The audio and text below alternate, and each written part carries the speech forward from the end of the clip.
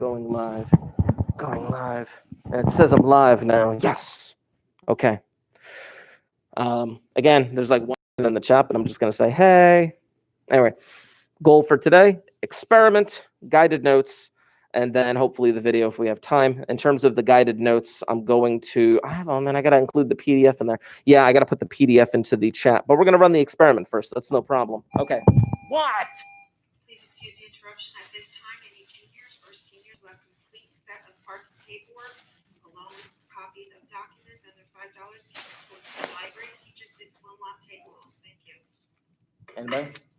No? Cool. All right, so with the experiment that I have in place for you guys, keep in mind, unfortunately, if you were in the live chat right now, you would not be able to participate in this live experiment.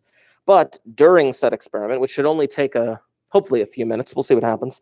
But during said experiment, I will show the people in the chat what the deal is visually with the experiment, and then I'll explain it as time goes on.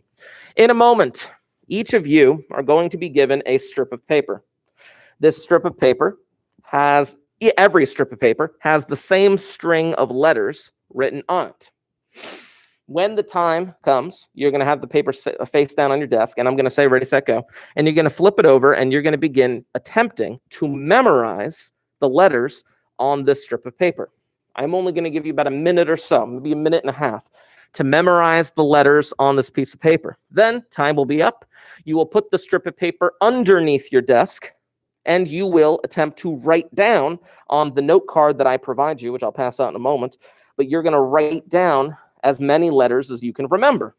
Now, the way that it's going to work is that you will get a score, and that score will be based on the letters that you got correct in the correct order. Meaning, now, this is not the order, but let's just say the order was like A, B, C, D, and you wrote A, B, Q.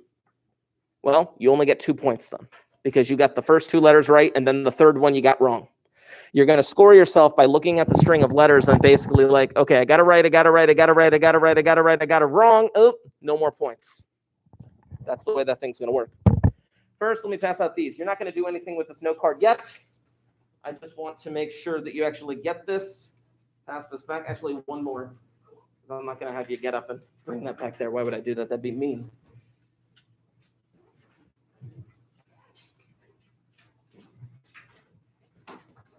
So keep that note card kind of to the side for now. You're not writing on it yet. You're not touching it yet. Obviously, have a writing utensil ready to go for when you need to write these things down. Now, these strips of paper, there is a certain level of randomization involved. Now, you may not understand the randomization that was involved, but keep in mind, that's why I had the plastic bag for. I threw all these strips of paper into a plastic bag, I randomized them, and then I pulled them out, and now I have them in my hand. So I'm going to pass these out to you, and I'm going to put them face down on your desk. Do not look at them yet. Do not look at them yet.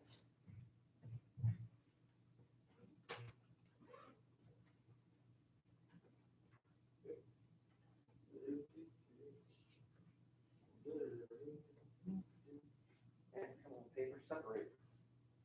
Try to separate them as best as I can.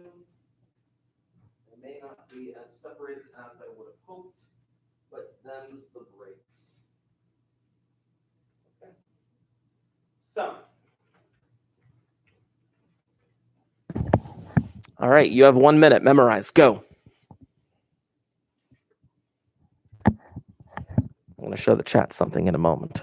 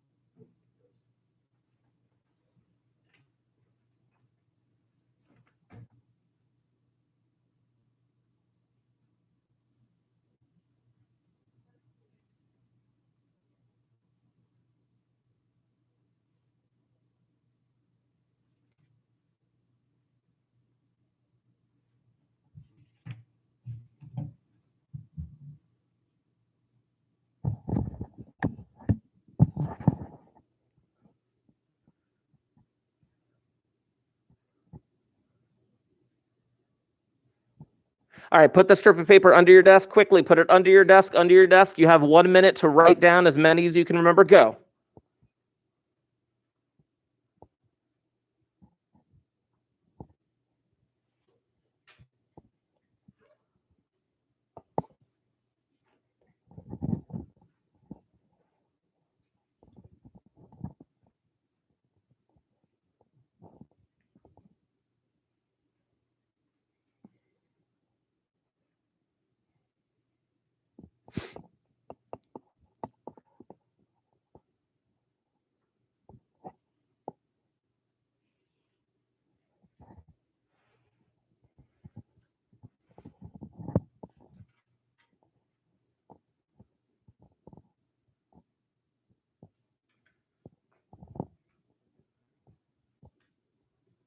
And time's up, time's up, time's up. Okay, no more writing. Okay. And here's what's going to happen. You're going to score yourself, and this is going to be honor system. Pull out that strip, and you're going to score yourself. Every letter that you got correct in the correct order from the beginning, you get a point for every letter, not couplets of letters or whatever. The moment that you made a mistake, no more letters. Mr. Margie, I just stopped writing. Then no more points, I should say. If you stopped writing, no more points. Write your score, big so I can see it from where you're sitting. Write your score, and I will write something down on the board in a few moments to kind of organize this information.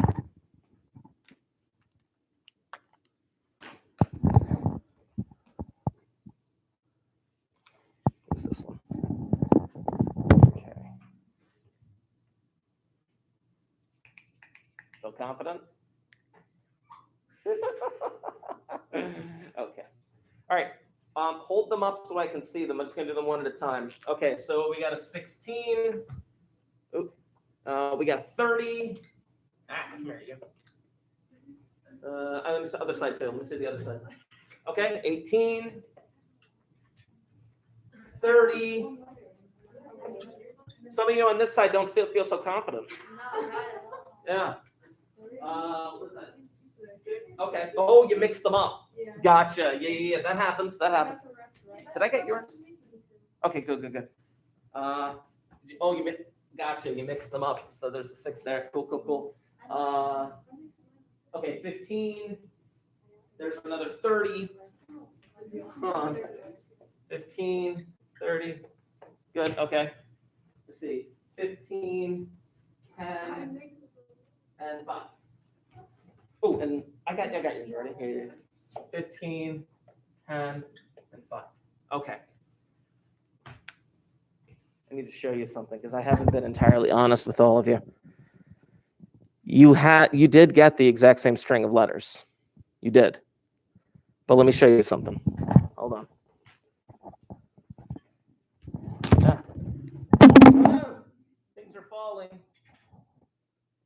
Boom. Not that. I'll show you that later.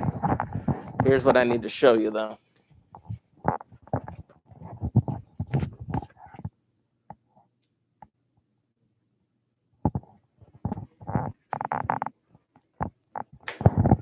You were all given the same string of letters. But some of you were given this top strip, and some of you were given this bottom strip. The difference being the top strip obviously was set up in such a way where it was much easier to memorize said letters. Now, I was trying to organize, but I kind of messed up along the way. So I'm going to do it like this. So I'm going to either say you either had the JFK strip or you had the JF strip. So just for the sake of argument, I was trying to keep track. You had the JFK. If you got a 30, I'm fairly confident that it's a good chance you had the JFK one. Yeah. So there's a JFK. There's a JFK. That's a JKF. JFK. JFK. Now the small numbers, unfortunately, I think you mixed like a couple of them up, right? I understand that. I totally get that. Like, it's like, oh, I had them memorized. I just flipped these two. Unfortunately, that does happen. That was the JFK as well. And then some of you guys over here that I said, like, oh, you don't look very confident. Can I assume you had the JF ones? Yeah. And those were these right here, right? Yeah. See, you didn't know which treatment you were actually getting. You did not know which treatment you were getting. And that's fine. You were blinded to that fact. But all other conditions were the same. You all had the same strip of paper. You all had the same amount of time to memorize. You all had the same blue note card, the same amount of time to write things down. And then we collected your scores and were able to compare. When you saw the 30s, just for the people who had the JF ones, when you saw the 30s, did you panic? Why? Okay. But this is an example of an experiment. The idea being that all conditions within the situation are identical. All scenarios are identical, but there's one main difference. There's one main difference between two groups or maybe more groups of people, and it's a manipulation on my end. And I say manipulation, and you automatically think something negative, but a manipulation is typically done within the confines of an experiment. An experiment is hoping to eventually compare two different types of results in order to see which one was more effective. And clearly, if the spacing and the dashes were done in such a way where the letters made something real life, JFK, CIA, FBI, versus JF, KCI, AFB, IUS, blah, blah, blah. It's like, what? Much easier for those to memorize the top strip. Question, honest question. For those of you who had the bottom strip, how did you try to memorize it? I kind of tried to split it up with the first one, but like I split it up in different ways. Like I got JFK, and then like I started taking acronyms after that. Sure. That's kind of how I did it. Human beings tend to try to make acronyms or split things up in such a way to make it easier to memorize. Like, people don't really memorize them that much anymore, but you think about phone numbers. Phone numbers are typically split up, 3 digits, 4 digits. Social security numbers. If you don't know your social security number, that's sad. Don't know it. How are social security numbers split up? No? So, 324. That's okay. No, but that's what I'm saying, though. You need to know that. What's not impossible, what's very difficult to memorize are like credit card numbers, because they're typically drawn out in a string. But then if you've ever seen like a credit or a debit card, they do try to break them up by blocks of 4 numbers because it's a little bit easier to memorize in that regard. I love those things. This is so much fun for me. Now, experiments don't just have to be with letters. I'm sure you've heard of people participating in what they call drug trials, where I have a brand new pill that can get rid of headaches, so I got to test it. So I get a group of 30 people, and I split them up randomly, 15 and 15. And then I give the 15 in group 1, I give them the real pill in some kind of circumstance to determine whether or not it helps with headaches. And then the other 15, maybe I give them a fake pill or something like that. You guys know what the fake pill is called? Yeah? It's a placebo. Yeah. You think you have the real pill, but it's a fake pill. And what it's basically trying to figure out is, well, was it the fact that you were just getting a pill that helped your headache, or did it not help your headache at all? What kind of comparison can I have? Those are very important things to have within a drug trial, something along those lines. Experiments are very interesting in that manipulation factor, because sometimes they can be perfectly reasonable, like what I just did to you, and then you kind of feel bad after the fact because you're like, he got me. But that's not the point. The point is not to make you look like a fool because I got you. The point is to have some kind of comparison at the end. It's really crazy. You ever hear the experiment that I don't think they do this anymore, but there was an experiment in the 1950s where they brought people into a room and they sat them in front of a control panel with like a bunch of buttons that had numbers on them. And they would tell the guy, like they pay the guy to participate in the experiment. And they pay him, I don't know, like $50 or whatever. And he'd sit down at the thing and it's like, okay, you'll get your $50 after you've completed all the tasks that I've asked you to do. Okay, cool. Press button number 3. Click. Cool. Press button number 5. Click. And then all of a sudden, in the next room, somebody starts screaming. And the guy's like, well, what is that? Don't worry about that. Press number 7. Okay. Presses number 7. Oh. Were you guys here when the principal came in the room? Okay. It might have been tomorrow's class. Tomorrow AP Stat. He came in the room and stuck his head in front of the live stream. It's really weird. Anyway, so the guy pressed number 7. Nothing happens. Okay, press number 1. Presses number 1. Screaming in the next room. Basically, the person screaming in the next room was an actor, just portraying the fact that he was getting like tortured or something like that. But the guy sitting at the control panel, basically, he's supposed to make the connection. Oh, am I the one torturing him by pushing the button? Would you believe that 75% of participants continued pressing buttons? I'm just, people are weird. Experiments are weird. Experiments are really weird. You ever see the experiments where they drop babies in water? Yeah. What do they do? What do brand new infant babies do when you drop them in water? Do you know? Have you never seen it? Hold on. Experiments are weird. Hold on. Hold on.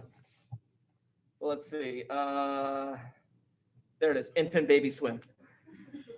There it is. Oh, no, not that one. Not that one. Come on, infant baby swim. It's got to skip the ad first. Come on. Skip the ad. That's the guy running for the House of Representatives in this congressional district. I don't know if you knew that. Okay. Let me go back to the beginning. There we go. So. Here comes the baby. Look at him. He can't walk like a loser.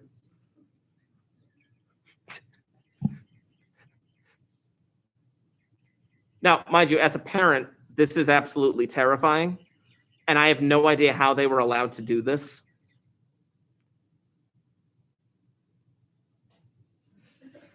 But look what the baby does.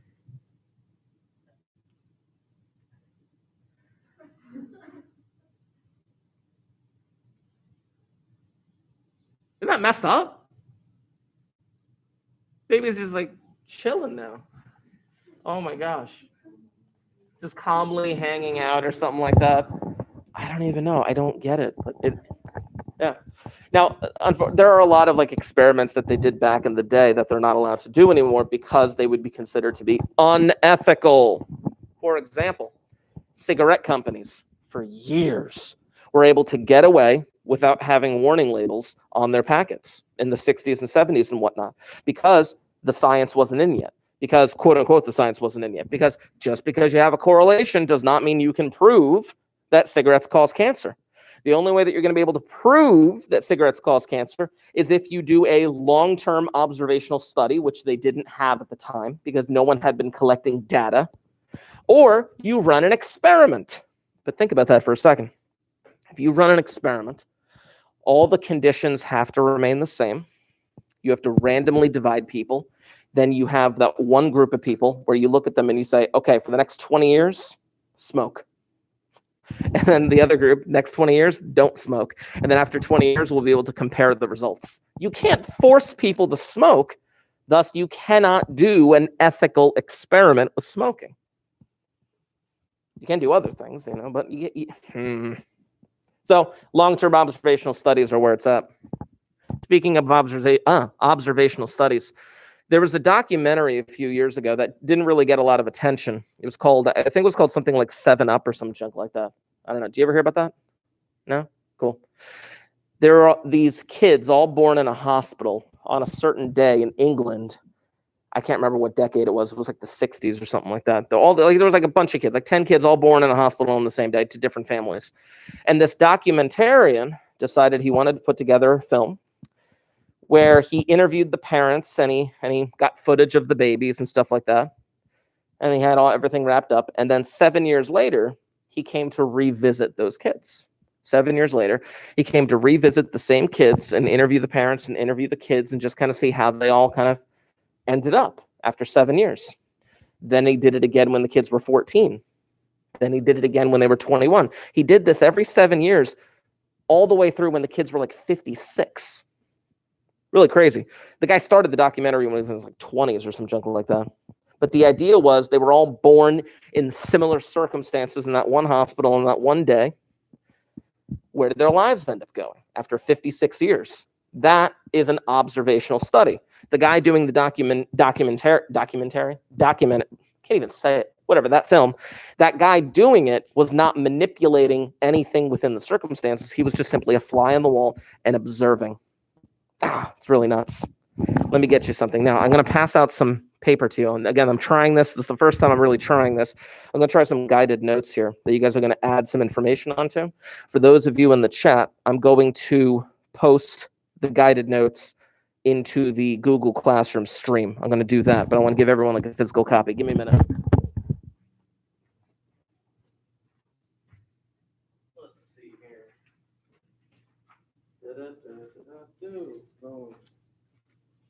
Oh, again, I should give you another one. It would be unethical to make you walk.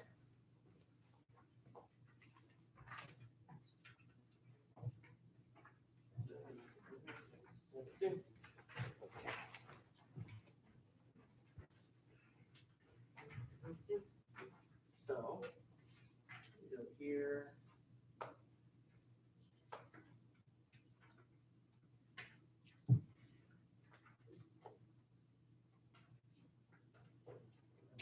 Post. Show. Post. Post.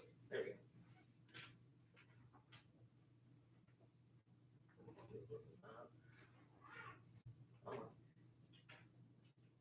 Okay. Already accepted that.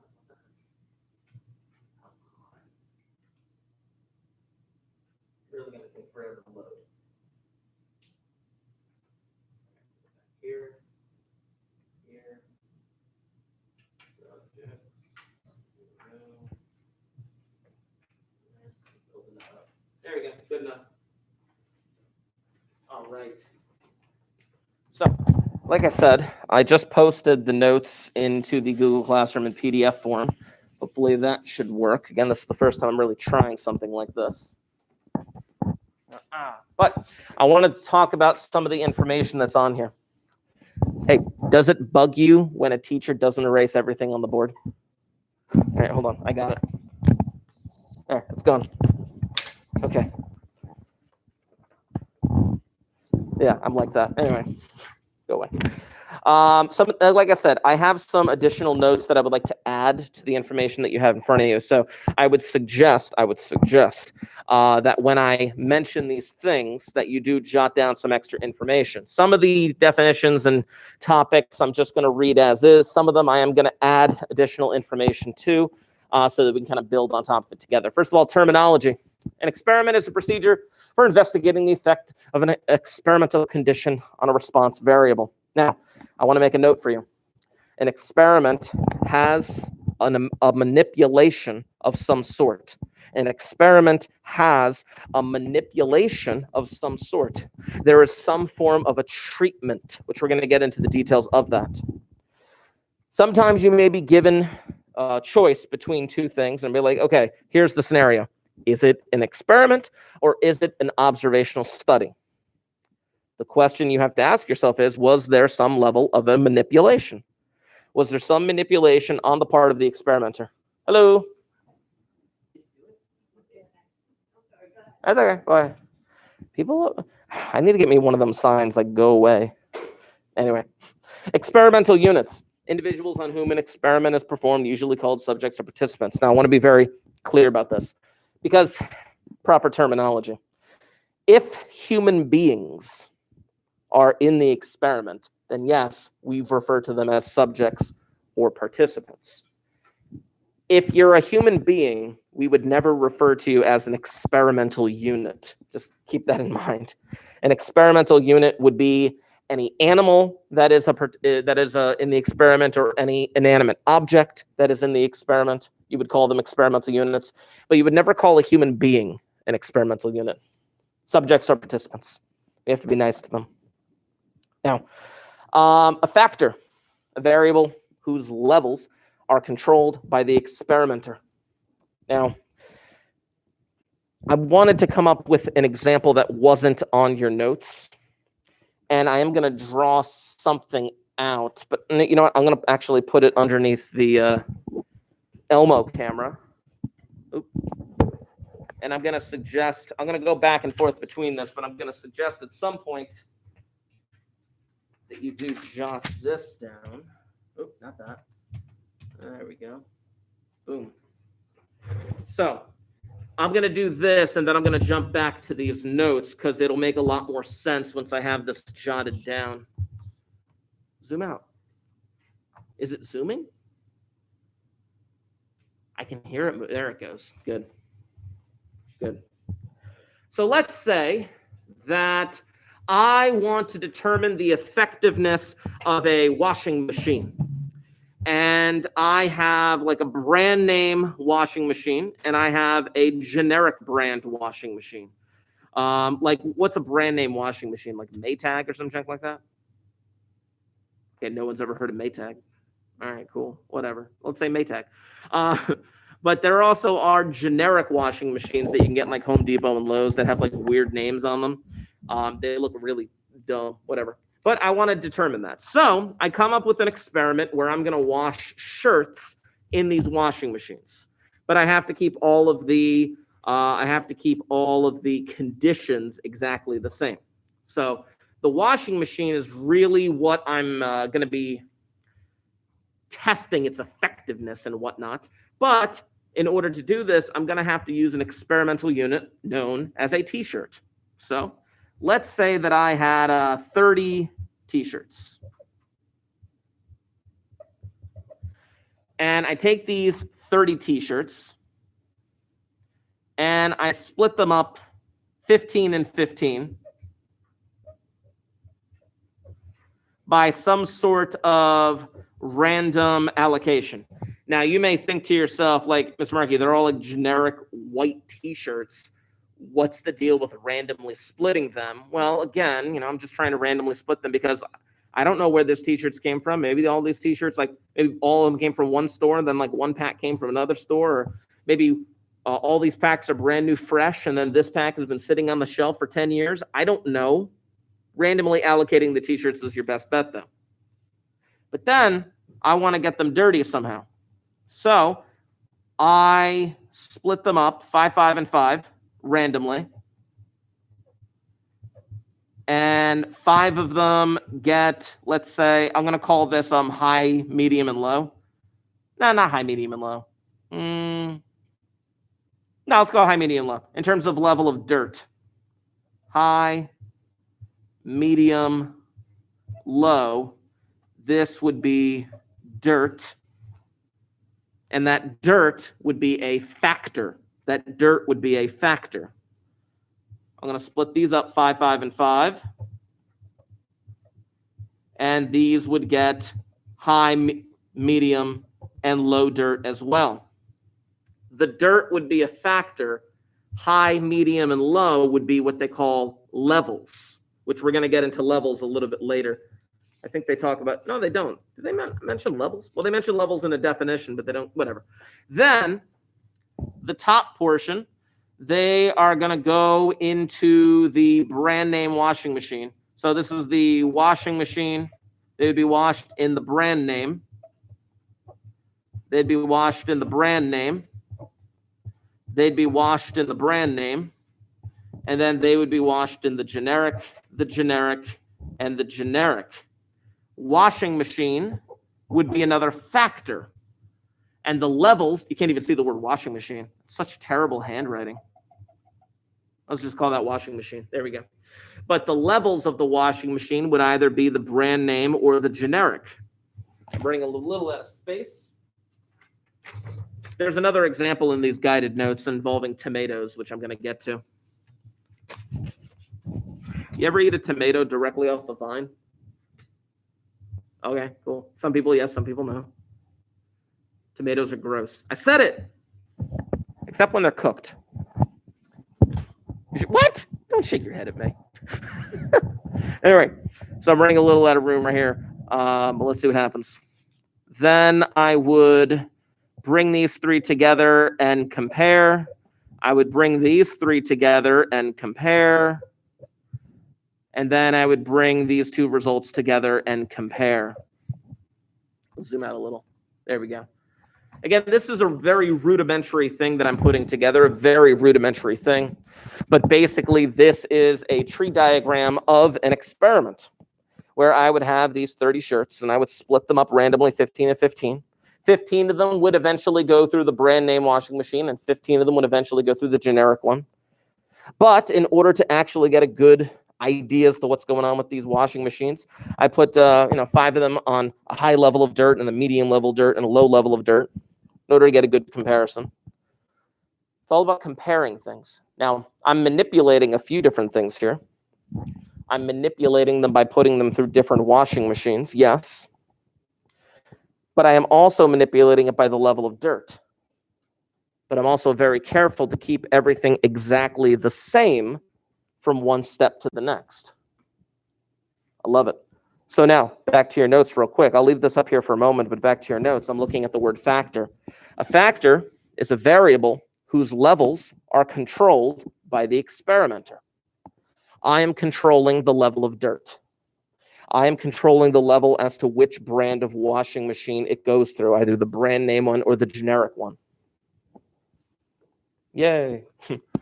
They have something called an extraneous factor. It's a variable that is not of interest in the current study, but is thought to affect the response variable. Your goal is to avoid something like that. Your goal is to try to eliminate extraneous factors. You need to. If at the end of your experiment, you don't know whether it was the washing machine that actually cleaned the shirt well enough, or if it was some extraneous factor that you couldn't control, then your results are going to be messed up. Let me give you an example. I take these 15 shirts and I give them to everybody on this side of the room. And I say, okay, you guys go out, take these 15 shirts, dirty them up like, high, medium, and low level of dirt, or like heavy, medium, and like a low level of dirt. And then I give the other 15 shirts to you guys, and I say, go ahead, do the same thing. Take these 15 shirts, high, medium, low level of dirt. What could go wrong with that? What could go wrong if I gave you guys the 15 to dirty up high, medium, low, and you guys 15 to high, medium, low? Heck yeah. Your guys' idea of like what heavy dirt is or what high dirt on a t-shirt is may not be the same as you guys. And as a result, that is an extraneous factor that I need to take care of, that I need to remove that extraneous factor. And again, I just want to read that again. A variable that is not of interest in the current study, but is thought to affect the response variable. I'm not interested in what you guys think is heavy dirt, but that would definitely affect the way that these shirts would be washed. Treatment. The process, intervention, or other controlled circumstance applied to a randomly assigned experimental unit. Treatments are the different levels of a single factor or are made up of combinations of levels of 2 or more factors. Now, what I have on the board right here is just that last part. It's a combination of levels of 2 or more factors. The factors are dirt and washing machine. I love it. How many treatments are in this experiment right here? How many treatments? Now, let me read that again. It's the process, intervention, and other controlled circumstance applied to a randomly assigned experimental unit. Again, my experimental units are the t-shirts. Treatments are of different levels of a single factor or are made up of a combination of levels. How many treatments do I have?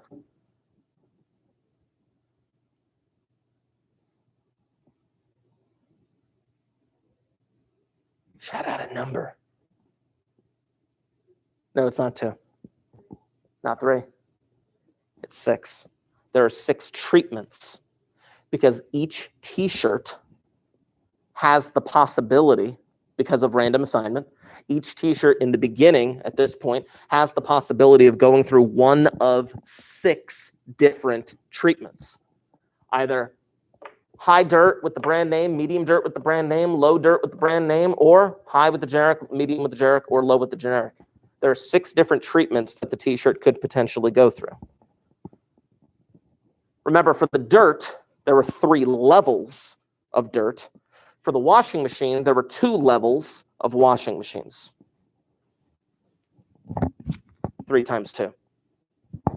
Yeah, Literally, figure out the number of levels, and you can kind of do that right there without having to draw this, you know. Confounding variable.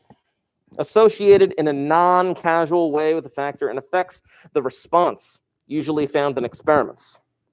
Because of the confounding, we find that we can't tell whether any effect we see was caused by our factor or the confounding variable, or even both working together. So, one potential confounding variable, what kind of soap are you using? What, not level, but like what cycle on the washing machine are you using? These are different types of confounding variables that could possibly affect the way that the shirts are going to be cleaned. Oh, for example, and this is a great example. Actually, you know what? I'm just going to tell you this example. So you can read it on your own, but I'm going to tell you verbally. There is this professor who wanted to determine what teaching style worked best for him. What teaching style worked best? So one type of teaching style he taught in the fall semester for this one class, and then he used a completely different type of teaching style in the spring. Now, regardless of what those teaching styles were, I believe that paragraph goes into detail.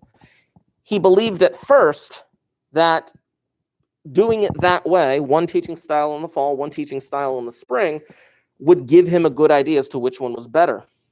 But there was a confounding variable. If you're teaching in the fall semester from September through, I think, like December or whatever, what happens to the weather outside as time goes on? It gets colder, darker, gloomier. But then what happens in the spring when you begin teaching January to May? Warmer, lighter. Freshmen come out with their guitars and sit in the quad and play. You know what I'm talking about. Anyway. So there was a confounding variable, the time of year in which he taught this class. Because can the weather outside affect how well his students were learning the information? Possibly, yes. It could affect their mood. It could affect their emotions. Oh, look at that. The microphone almost flew up like that. It was crazy. And I caught it, and everyone high-fived from a distance. Anyway, so if you look at this bottom paragraph, how much of a difference he observed was due to this, how much of the difference he observed was due to his difference in manner, and how much might have been due to the season of the year. Fall term starts out warm and sunny, ends up cold and black. Spring term starts out cold and black and ends up blooming flowers and singing birds. Might students' overall happiness may have been affected by the season and reflected in their evaluations of him. As an experimenter, as a statistician, your job is to control as many outside confounding variables as possible. Your job as an experimenter is to keep everything identical from one person to the next and not have anything kind of affect it. For example, you guys came in. I didn't tell you what you were doing with this just yet, with this experiment. And I gave you all a randomly selected slip of paper. And the only thing I told you was that they all had the same letters on them. Then I gave everybody the exact same amount of time. I gave everyone the exact same amount of time to write things down on the blue card. Tried to keep everything the same. And then once that's done, I can compare what's going on from one person to the next. It's very strange. Now, some of you may have a propensity of like, I can memorize anything. Good for you. You were randomly placed into one group or the other. So your propensity of memorizing things may be shared by somebody else, but maybe they were randomly placed in the other one. Randomization is similar to that of mixing that soup. You mix the soup in order to remove any bias. If I decide, okay, this soup is not tasting very good right now, I'm going to pour a bunch of spices on top. If I then taste the top level of the soup, it's going to be very spiced up in whatever I put in there. The only way I'm going to get a good idea is if I randomize, and then everything is evenly distributed, hopefully, and then whatever taste I have is going to be reflective of that entire soup. direct control, you're holding extraneous factors constant so that their effects are not confounded with those of the experimental conditions. And they do give an example right there. Turn the page. Turn the page. I think I did them front and back for you guys. Yeah, I did. Good for me. Blocking. What was stratified sampling? Remind me, go back a little bit. What was stratified sampling? Ooh. Huh?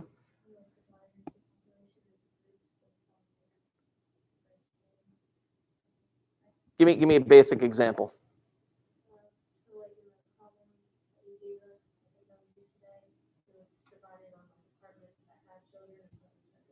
Yes, and that's exactly. The apartments that have children, which, oh yeah, I can talk about this because it was already due, right? Good.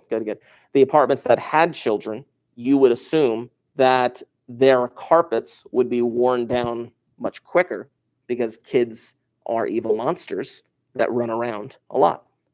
Whereas the apartments that don't have children, you would assume that those carpets would actually hold up over a longer amount of time. So it would be good to compare, if you split them by that strata, apartments with children, apartments without children. That's stratification sampling or stratified sampling. Blocking is very similar. Stratified sampling is for surveys. Blocking is for experiments. That's what that thing comes down to. When groups of experimental units are similar, have common extraneous factors, it is a good idea to gather them together into blocks. By blocking, we can isolate the variability attributable to the differences between the blocks so that we can see the difference caused by the treatments more clearly. Blocking is not an important compromise between randomization and control, but also, and I want you to underline this, underline the words not required by experimental design. Underline the words not required. The reason why I want you to underline that is because blocking it's a good idea, but does it make sense to block in the experiment that you're doing? For example, the one that I did with you guys today with the letters, it didn't really make much sense to block you guys. I just randomly assigned you, one had the JFK one and one had the JF one. Now, maybe if it was a much more age diverse group, like let's say I had you guys, which you guys are all 10th, 11th, 12th graders, right? But then let's say I also had a group of middle schoolers. And let's say I also had a group of elementary school kids. Maybe that would be a good idea. I don't think that an elementary school kid has the same memorization capabilities as you guys. So perhaps it would be a good idea if I had those types of ages in here that I would block by school. Like, okay, here are the high school kids, here are the middle school kids, here are the elementary school kids. Now let's perform the experiment. Then I would have a good okay, I'm going to compare the elementary kids. I'm going to compare the Brackman kids. I'm going to compare the high school kids. I'm not sick. That was a frog in my throat. I wouldn't tell you if I was sick. Anyway, randomized block design. They do give an example of blocking, but then there's randomized block design. It's when randomization occurs only within the blocks. Again, blocking can be a good idea, but it depends. It depends on whether or not it would be good to block them. It matters on if it would be good to separate and then do the experiment to be able to look within those blocks, just like if it was a good idea to look within those strata. A placebo. We talked about placebo before, a treatment known to have no effect, administered so that all groups experience the same conditions. And then there's such a thing as the placebo effect. Basically, the mind is a strange thing. I have a drug that can get people well from whatever illness they have or whatever. But then I give this person the placebo and they get better. And it's like, ooh, was that the placebo effect? Did the fact that they think they got the real pill, is that what healed their body? I don't know. It's the tendency of many human subjects to show a response even when administered a placebo. In fact, it's not unusual for 20% or more subjects to be given a placebo to report an improvement. In this experiment, the one that I have on the board right here, is it possible for the placebo effect to happen? Is it possible? Why?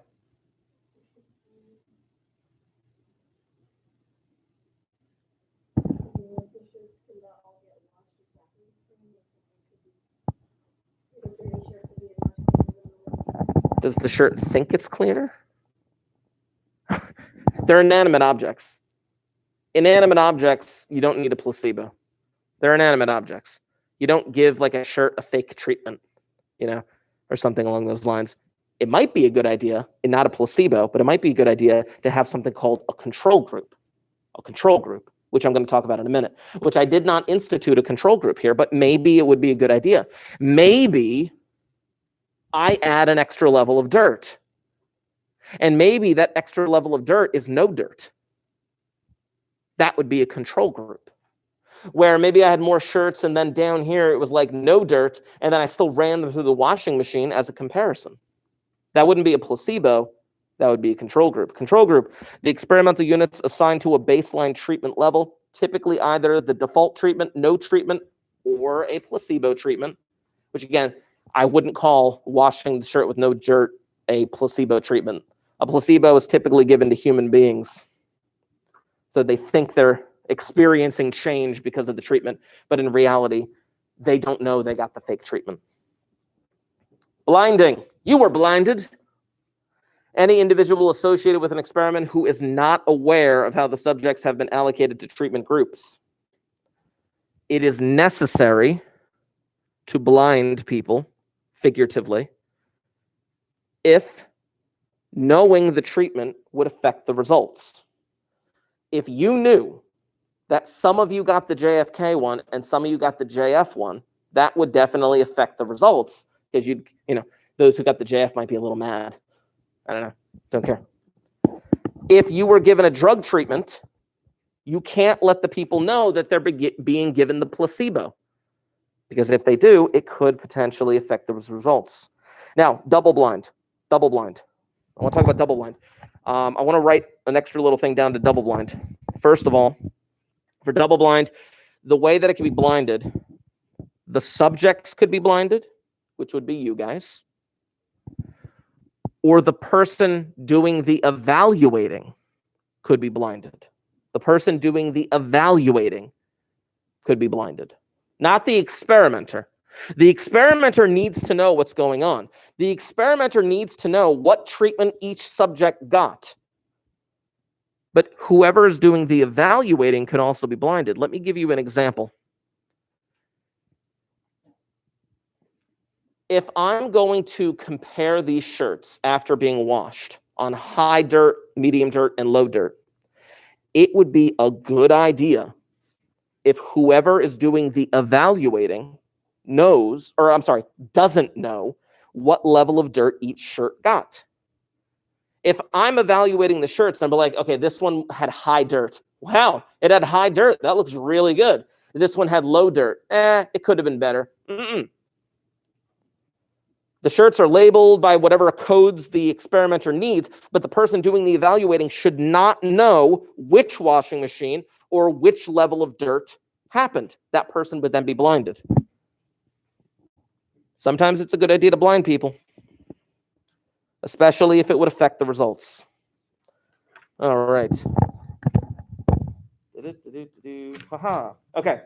Principles of experimental design. Now, those questions down below, I'm going to just put a note on one major thing, but I want to talk about principles of experimental design. You need to have a level of randomization. Your subjects may not be randomized, because people typically have to volunteer for experiments. You can't force somebody into an experiment. This isn't a horror film. They have to volunteer for the most part, but as long as you randomize them, you should be good. Randomize the subjects. Randomize the treatments that are being assigned to the t-shirts. I took these 30 t-shirts and I randomly split them, and then I randomly split them and randomly split them, and then gave them their treatments. Control. You need to be able to control things. Things have to be the same from one treatment to the next, except for the manipulation. The manipulation in this case was the dirt and the washing machine. Replicate. Replication could mean one of two things. Replication could mean somebody else does the experiment in another location, Or replication could be, well, I had 5 t-shirts go through this treatment. I had 5 t-shirts go through this treatment, etc. I had multiple experimental units going through the same treatment. That's replication. Replicate over as many subjects as possible. Results for a single subject are just anecdotes. Yeah, anecdotes. Oh, there's one example. I put a t-shirt through the washing machine and it came out exactly the same. Okay, that's one t-shirt. Maybe you didn't turn it on. Blocking. Blocking reduces the effects of identifiable attributes of the subjects that cannot be controlled. Again, blocking is not always necessary, but it can be. And then they talk about the best experiments. Of that list of questions, I want you to put a star next to number 8. How does the design incorporate random assignment of subjects to treatments? Put a star next to that. That's probably the most important aspect. You need to randomize at some point. You need to randomize at some point. You need to somehow in your experiment figure out how you're going to incorporate randomization. Otherwise, your results are going to be flawed. Now, I'm going to allow you to kind of read these on your own time. On the next page, there's something called designing an experiment step by step. And then they give you a diagram on the next page in regards to that experiment, random assignment of tomato plants, and then going through treatments and all this other stuff. I want you to read through that on your own. Read through that on your own, but not now. But go to the last page for now. Go to the last page. What can go wrong? What can go wrong? It says, don't give up just because you can't run an experiment. Beware of confounding. Bad things happen even to good experiments. And don't spend your entire budget on the first run. Obviously, if you're going to be running an experiment in real life, they're going to give you a certain level of budget. Anybody do the experiments last year where you taste tested stuff? Nobody? Like my kids went out and had like cereal and drinks and stuff like that? Yeah, taste testing. Yeah. It was like brand name versus generic, but you didn't know which one was which. They randomized by like which one they gave you first and all that other stuff. But the thing was, they had to spend their own money on that. I was not going to give them any money for that. Don't spend your entire budget on the first run. Anyway. Man. So this is my attempt at guided notes. We'll see how well this actually goes. I wanted to show that thing. Can I show part of it? Yeah, I can show part of it. Okay, here's what I'm going to do. I'm going to show half the video. I'm going to post the link on your Google Classroom so you can watch the rest of it, given whatever time you have. It's a 20-minute video, but I'm going to show 10 minutes now. Now, just as a side note, there is some foul language in it, but I'm sure that you guys have heard worse at one point or another. Can we all agree on that? Yeah, several people nodding yes.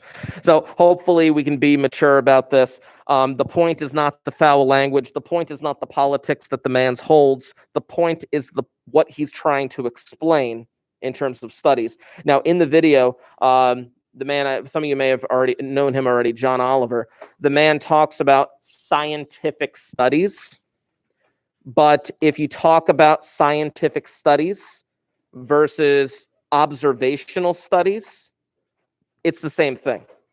Scientific studies versus experiments, they're the same thing. One thing we didn't talk about in these notes was observational studies, but I'm going to save that for another time. Let's see what we got here. My microphone.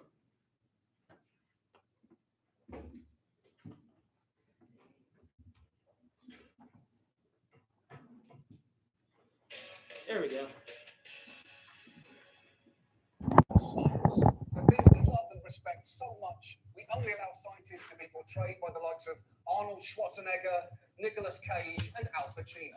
That is how much we respect them and the complexity of the work they do. Science is constantly producing new studies, as you would know if you've ever watched TV. A new study shows how sugar might fuel the growth of cancer. A new study shows late-night snacking could damage the part of your brain that creates and stores memories. A new study finds pizza is the most addictive food in America. A new study suggests hugging your dog is bad for your dog. A new study showing that drinking a glass of red wine is just as good as spending an hour at the gym. Hold on a second there. Now, he's going to make a joke about it, but I just want to point something out. All these studies that they're talking about, some of them are experiments and some of them are observational studies. In terms of like drinking a glass of red wine is as good as spending an hour at the gym, I'm only imagining what this experiment would have possibly looked like, where they had somebody like, go work out at the gym without drinking red wine. They had somebody drink red wine and then not go work out. Maybe they had somebody drink red wine and then go work out. Maybe they had them do neither. I don't know. And then compare the results. And they're like, oh, look at this. It's just as good. I have no idea how they ran it. But keep in mind, any headline that you see online is heavily flawed and heavily edited from what the actual data is actually showing. What?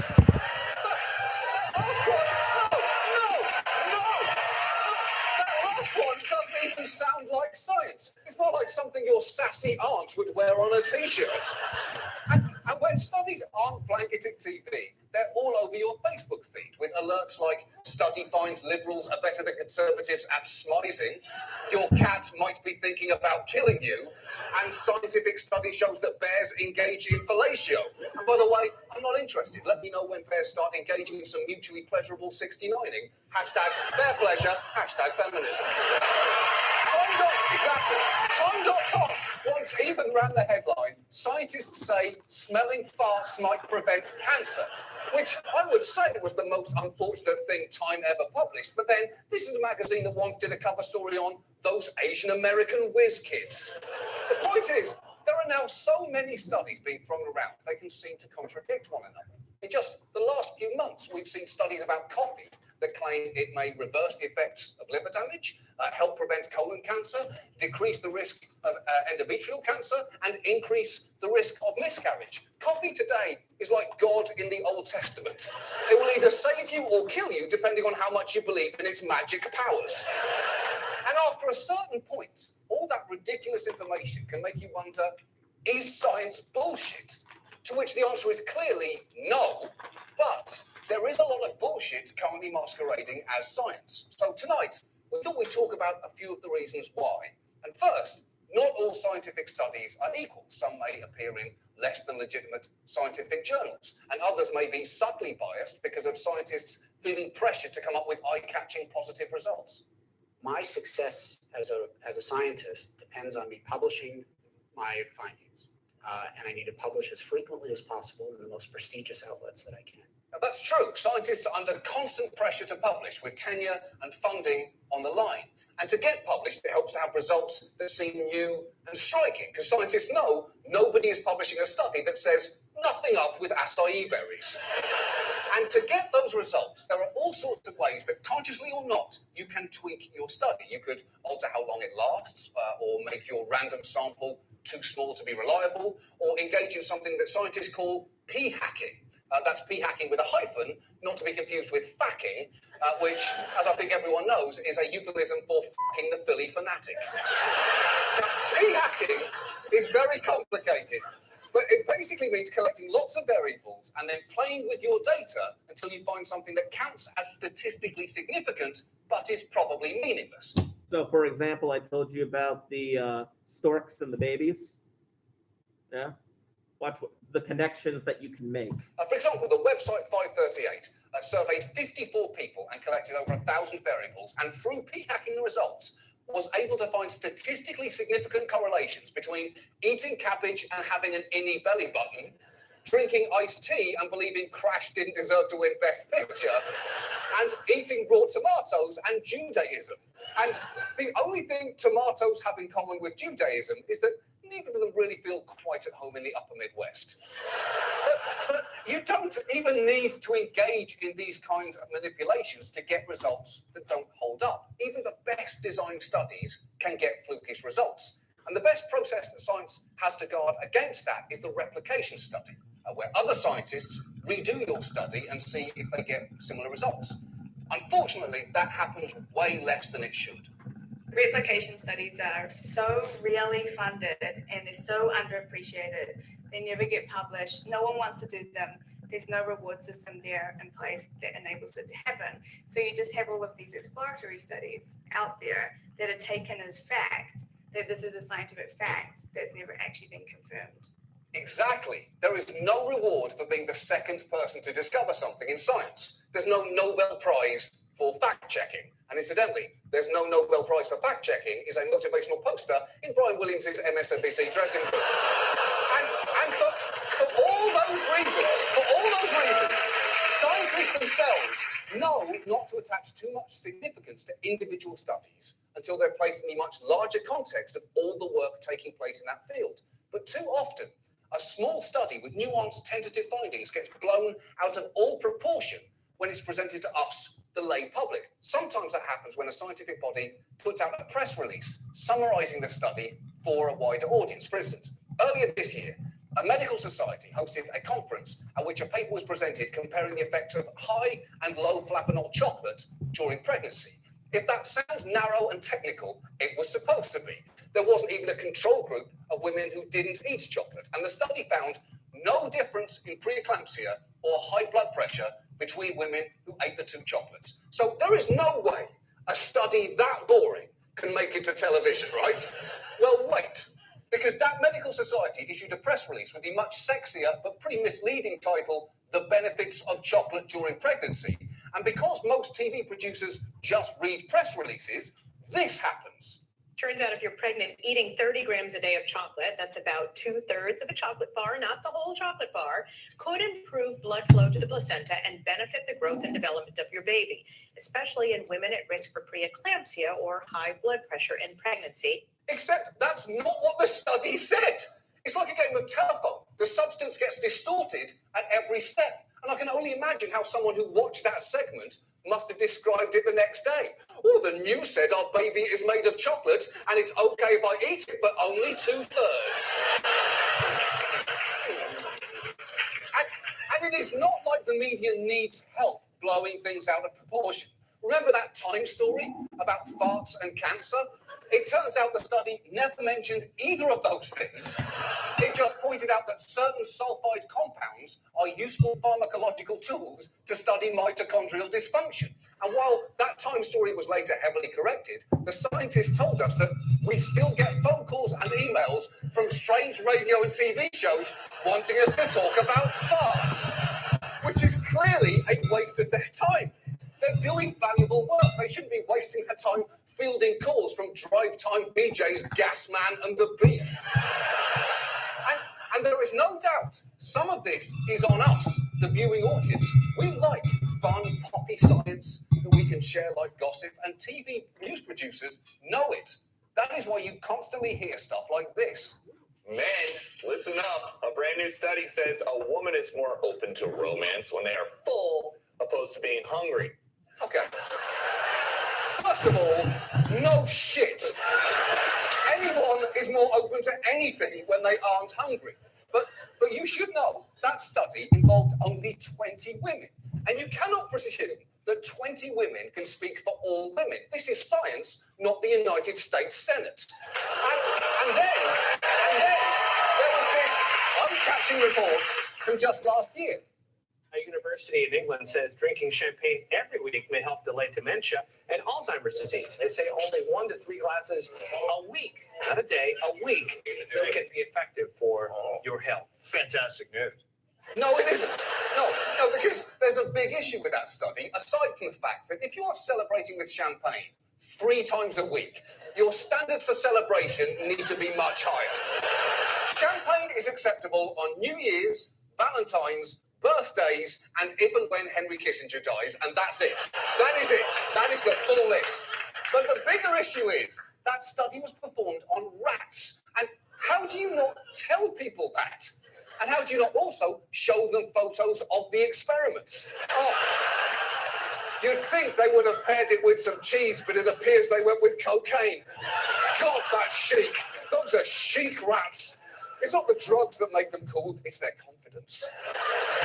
But the truth is, while studies performed on rats and mice are undeniably useful, their applicability to humans can be limited. The overwhelming majority of treatments that work on lab mice do not wind up succeeding in humans, which means 2 things. A, we shouldn't rush out to report rodent results.